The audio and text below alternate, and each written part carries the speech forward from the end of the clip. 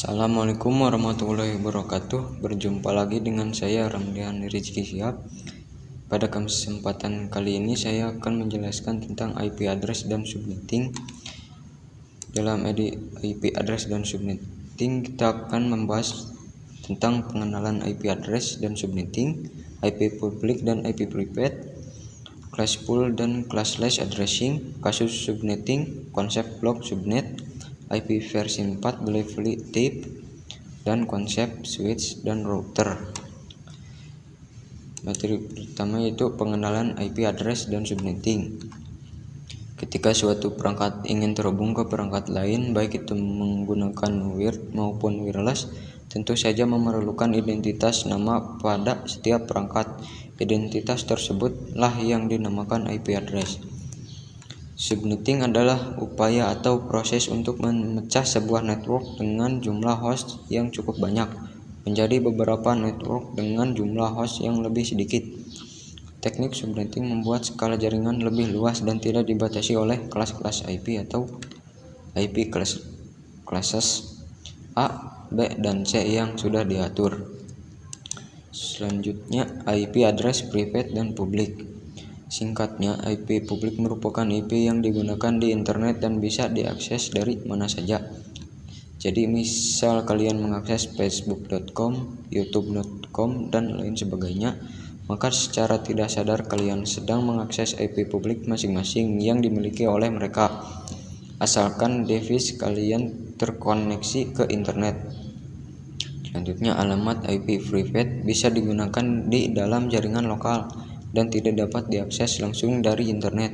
Ini adalah bagian penting dari konsep yang dikenal sebagai Network Address Translation atau NAT, yang memungkinkan beberapa perangkat dalam jaringan lokal menggunakan satu alamat IP publik tunggal untuk berkomunikasi dengan internet. Selanjutnya, IP address classful dan classless. Classful addressing adalah pengalamatan IP berdasarkan kelas, dan classless addressing adalah pengalamatan IP tidak berdasarkan kelas.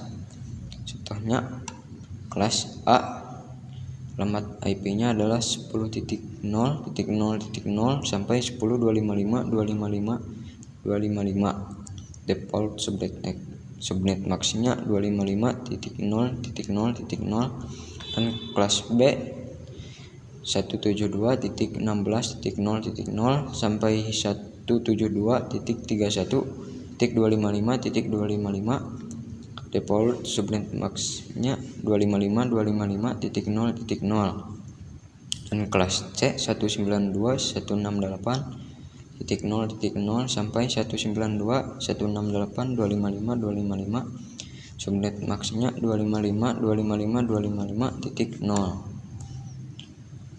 Selanjutnya, kasus subnetting.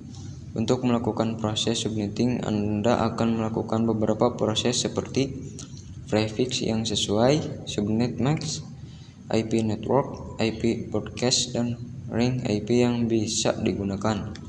Studi kasusnya 60 host, 150 host, dan 192.168.10.43/26. Selanjutnya, information network ID adalah identitas suatu kelompok IP atau subnet, dan broadcast adalah alamat IP yang digunakan untuk memanggil semua IP dalam satu kelompok. Selanjutnya, konsep blok subnet adalah IP network, IP broadcast. Diibaratkan seperti ruangan, setiap blok subnet by default tidak bisa saling ping komunikasi. Kumpulan visi yang berada pada satu ruangan perlu dikonfigurasikan menjadi satu blok subnet.